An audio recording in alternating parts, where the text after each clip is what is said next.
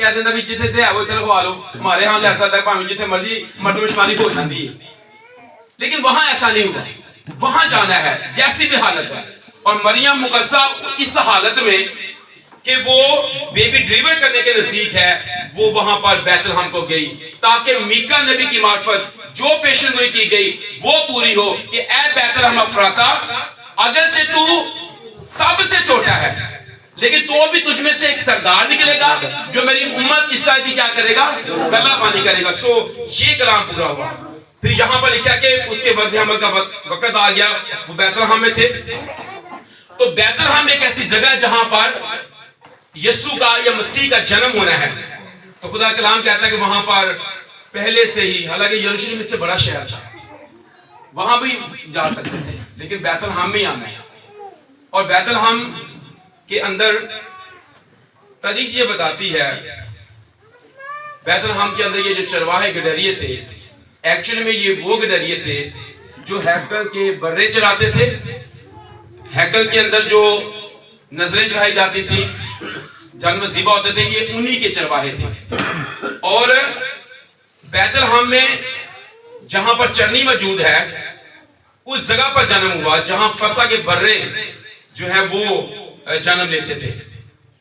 اور وہاں پر جو بھیڑ شالہ ہے وہاں پر ایک ہی چرنی موجود ہے جہاں پر وہ اپنی بھیڑوں کی رکھوالی کرتے. جب وہ بچے دیتی تو ان بچوں کو اٹھا کر کہاں رکھا جاتا, چرنی کے اندر. اور جب ہم یہاں پڑھتے ہیں حوالہ تو وہاں پر لکھا ہے کہ ان کے واسطے سرائے میں جگہ نہیں تھی. جب ان کے پاس جگہ نہیں ہے تو اس کے وضع حمل کا وقت آ گیا, اس کا پہلوٹا بیٹا پیدا ہوا اور اس نے اس کو کپڑے میں لپیٹ کر کہاں رکھا.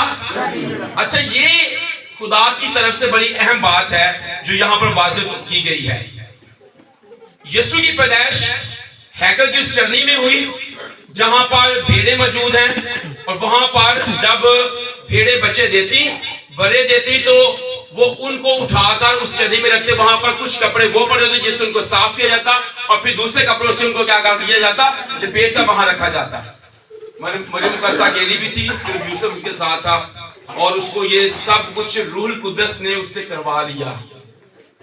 جب یہ کہا جاتا ہے کہ روح القدس تجھ پر نازل ہوگا, تو حاملہ ہو جائے گی, تو پھر روح القدس کا یہ کام ہے کہ روح القدس نے مقدسہ مریم سے یہ کروا لیا کہ انہوں نے اس کو لپیٹ کر کہاں رکھا, چرنی میں رکھا. اور یہاں پر بھی جب ہم اس سے آگے بڑھتے ہیں اسی دوسرے باب کی, تو نشان بھی فرشتہ یہی دے رہا ہے 12ویں آیت میں.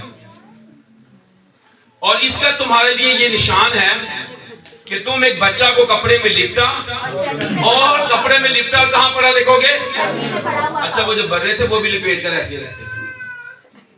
جہاں پر فسح کے برے ذبح ہونے کے لیے آتے ہیں, خدا نے بھی اپنے برے کو جو دنیا کے گناہ اٹھا لے جاتا ہے اسی چرنی میں رکھا, تاکہ یہودی بھی اور دنیا کے لوگ بھی اس بات کو جان جائیں, انڈرسٹینڈ کر جائیں, سمجھ جائیں کہ یہ وہ برہ ہے جو دنیا کے گناہ اٹھا لے جائے گا, جس کے بارے میں یوحنا بپتسمہ دینے والے نے واضح کر کے بتایا. تو یسوع مسیح کی پیدائش وہاں پر ہوئی جہاں پر برے رکھے جاتے تھے, اور گڈریے اس بات کو پہچان سکتے تھے. اچھا, یہ بھیڑوں کے بچے دینے کی کا موسم تھا جب یسوع مسیح کی پیدائش ہوئی. یہ بھی ایک اہم بات ہے تاکہ اس بات کو بھی سمجھ لیا جائے. گڈریے اس بات سے بڑے واقف تھے. جب فرشتہ نے کہا کہ تمہارے لیے منجی پیدا ہوا ہے تو جاؤ وہاں, تم ایک بچے کو کپڑے میں لپٹا چرنی میں پڑا ہوا پاؤ گے, تو پھر انہوں نے یہ نہیں پوچھا کہ چرنی کون سی, کیونکہ وہ سمجھتے ہیں کہ وہ ایک ہی چرنی وہاں پر بیت لحم کے اندر موجود ہے جہاں پر بھیڑیں جب بچے دیتی, برے وہاں رکھے جاتے, تو مسیح برہ جو ہے وہ وہاں پر موجود ہے, اور وہ ٹھیک جگہ پر پہنچ گئے. انہوں نے جب جلدی کی تو وہ اپنی ٹھیک منزل پر بھی پہنچ گئے جب جا کر انہوں نے اس کو دیکھ لیا. تو ہمیں یہ ملتا ہے کہ یسوع مسیح حقیقی طور پر حقیقی خدا کا برہ ہے, اور وہ چرنی میں اس لیے پیدا ہوا تاکہ وہ آئندہ دنوں میں گناہوں کو بھی اٹھا لے جائے. یسوع مسیح کا وہاں پر جنم لینا اس لیے بھی ضروری تھا تاکہ گنہگار انسان اور چرواہے اور ہیکل کے لوگ بھی اس بات کو انڈرسٹینڈ کر جائیں. جب ہم ابراہیم خات کے 10ویں باب کی 5ویں آیت پڑھتے ہیں تو وہاں پر لکھا کہ بدن اختیار کیا. تو بدن اختیار کیا یہ کرسمس ہے. حالانکہ مسیح کے بارے میں اگر آپ کہیں تو وہ ازل سے ہے. جہاں پر جب ہم یہ سوچتے ہیں یہ نہیں ہے کہ وہ 25 دسمبر کو پیدا ہوا, وہ تو شروع سے ہے. وہ کہتا ہے اس سے پہلے کہ ابراہم تھا میں ہوں. ابراہم میرا دن دیکھنے کا مشتاق تھا, اس نے دیکھا خوش ہوا. تو بعض دفعہ ہم یہ سوچتے ہیں کہ شاید خدا یا ہون پیدا ہوا ہے. نہیں, بدن اختیار کیا. خدا نے کیا کیا ہے؟ بدن اختیار کیا. تو نے میرے لیے ایک بدن تیار کیا. ہاں, اس بدن کے اندر کلمہ جو ہے وہ مجسم ہوا ہے. کلمہ جو ہے اس نے لبادہ اڑا ہے. خدا انسانی شکل میں ظاہر ہوا ہے. تو ہم یہ دیکھتے ہیں کہ مقدسہ مریم بھی اس بات کو جان گئی. وہ ان باتوں کو اپنے دل میں رکھتی تھی. جب ہم اس بات کو پڑھ رہے تو میں سوچ رہا تھا کہ بعض دفعہ ہم سنتے آئے ہیں کہ نہیں وہ کچھ اور سوچ رہی تھی. نہیں, جب کپڑے میں لپیٹ کر چرنی میں رکھا, گڈری آئے, دیکھا اس کو, اس کے بارے میں باتیں مشہور کی کہ یہاں پر تو وہ برہ ہی آ سکتا ہے جو حقیقی طور پر کیا ہونے والا ہے؟ ذبح ہونے والا ہے, جو پاپوں کے لیے, گناہوں کے لیے قربان ہوتا ہے.